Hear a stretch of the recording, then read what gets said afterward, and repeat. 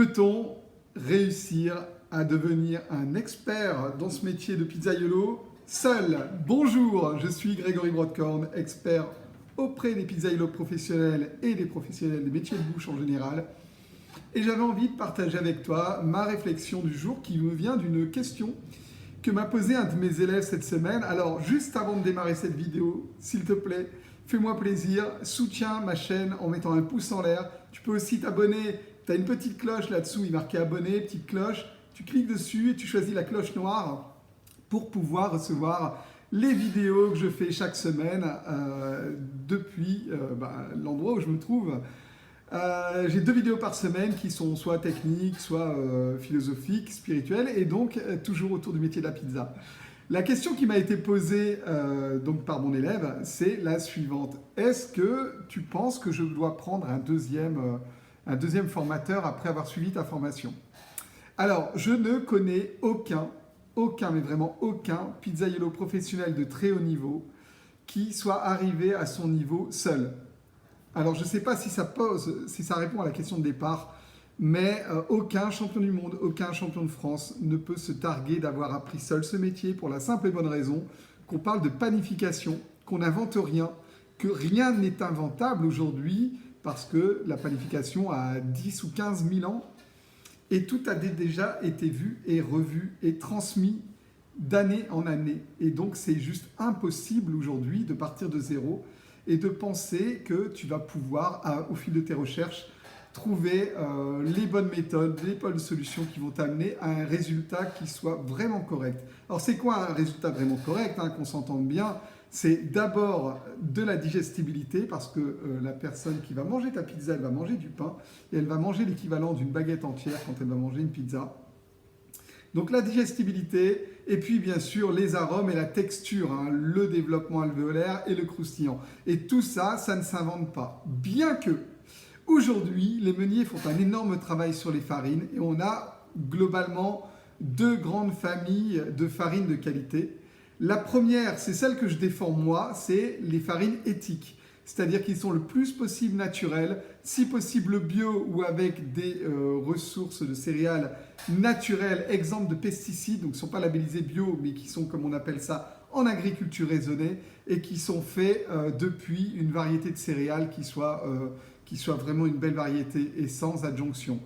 La deuxième grande famille de farines de qualité, et c'est celle qui m'inquiète le plus, je vais t'avouer, c'est la farine qui produit des résultats qui sont instantanés, qui sont très visibles. Et j'en parlais dans ma newsletter aujourd'hui, on a comme ça des amateurs ou même des professionnels de la pizza qui se lancent un peu seuls comme ça et utilisent une farine qu'on leur a recommandée, je ne sais pas moi, sur les réseaux sociaux. Et tout de suite, ils ont des résultats spectaculaires. Alors, je te renvoie à une vidéo qui tourne en ce moment sur YouTube où tu as une personne d'origine asiatique qui fait le test du gluten, qui met sa pâte à pain sous le robinet et il en découle le gluten donc, à l'issue de cette expérience. Et là, sauf que ça ne s'arrête pas au gluten, ça continue et on découvre comme ça une fibre qui ressemble à une fibre de nylon, tu vois, juste derrière le gluten et qui est vraiment pas naturelle, qui est très très inquiétante. Moi, je m'inquiète beaucoup sur les dérives meunières qui peuvent peut-être nous amener à des farines qui soient d'apparence de belles farines, qui donnent un très beau rendu alvéolaire et texturé, mais qui seraient plutôt malsaines pour la santé. Je mets un gros doute là-dessus. C'est pour ça que moi, je préfère largement avoir un professionnel qui utilise une farine biologique ou en agriculture raisonnée et qui travaille sur des méthodes ancestrales pour obtenir le même type de résultat, mais cette fois-ci avec une farine qui soit technique. C'est un peu comme si, tu vois, tu pouvais conduire une Lamborghini sans avoir appris à piloter. Moi, je trouve ça très dangereux. Voilà. Donc ça, c'était pour répondre à la première question. La deuxième question, c'est est-ce que tu peux réussir seul? Eh bien, moi, je te conseille toujours d'avoir affaire à un mentor. Alors, un mentor ou plusieurs mentors. C'est quoi le mentoring? C'est le parrainage, si tu veux, à l'américaine.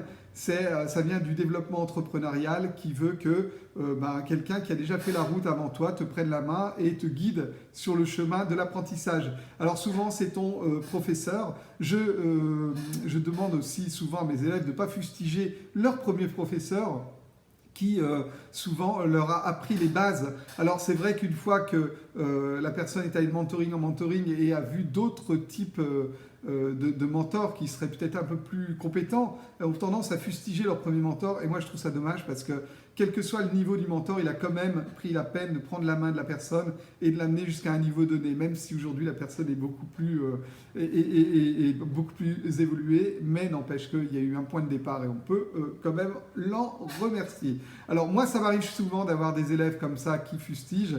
Je leur demande d'arrêter de le faire parce qu'on doit toujours avoir du respect pour des gens qui nous ont accompagnés, même si ce sont des gens dont c'était le métier et qui ont été payés pour le faire. N'empêche que. Alors, doit-on avoir un mentor ou plusieurs mentors ? Là, c'est vraiment une question de choix. Je dirais que si tu gardes un mentor pour toute ta vie, ben, c'est bien parce qu'il y a une relation de confiance et d'amitié qui se noue et cette personne peut t'amener quelque part avec beaucoup de bienveillance et beaucoup de fraternité. C'est le cas par exemple quand tu rentres dans le label des compagnons Pizzaiolo, tu peux choisir un par un mentor qui va lui-même s'occuper de ton dossier, t'aider à monter le dossier de candidature pour être compagnon Pizzaiolo et va le présenter aux autres compagnons. Donc ça, c'est une forme de mentoring. Ton professeur, ton instructeur peut être aussi ton mentor. Moi, je suis le mentor de mes élèves, par exemple. Et mes élèves ont le droit d'avoir d'autres mentors. C'est vraiment pas un problème. Ils peuvent aller voir d'autres instructeurs s'ils le souhaitent. Alors, l'avantage et l'inconvénient d'aller voir d'autres instructeurs, c'est que quelque part, on défait un peu le maillage fraternel qui vous lie à votre premier mentor, mais peut-être que l'avantage, c'est aussi d'avoir un autre son de cloche et de découvrir peut-être d'autres méthodes de travail. Moi, j'ai toujours favorisé un seul mentor. Simplement, je choisis le meilleur et c'est celui-là que je décide de suivre, à condition bien sûr qu'il accepte de me parrainer. Voilà. J'espère que cette vidéo te sera utile. Si tu souhaites en savoir plus sur les formations que je propose, sous les liens ici, tu as des liens qui vont t'amener jusqu'à mes formations en ligne. En ce moment, j'en ai une qui cartonne, qui t'apprend toutes les bases fondamentales pour faire la pizza de A à Z, les bases biochimiques, et qui est couplée à du coaching en personnel et qui coûte moins de 250 €. Donc c'est vraiment super accessible et c'est vraiment une bonne solution, que tu sois professionnel ou amateur, pour apprendre à faire une pizza d'excellence. Voilà, je te laisse, je te fais des bécos. Surtout, tu prends soin de toi, c'est ce qu'il y a de plus important. N'hésite pas à me poser tes questions en commentaire, puis on se voit très vite. Ciao.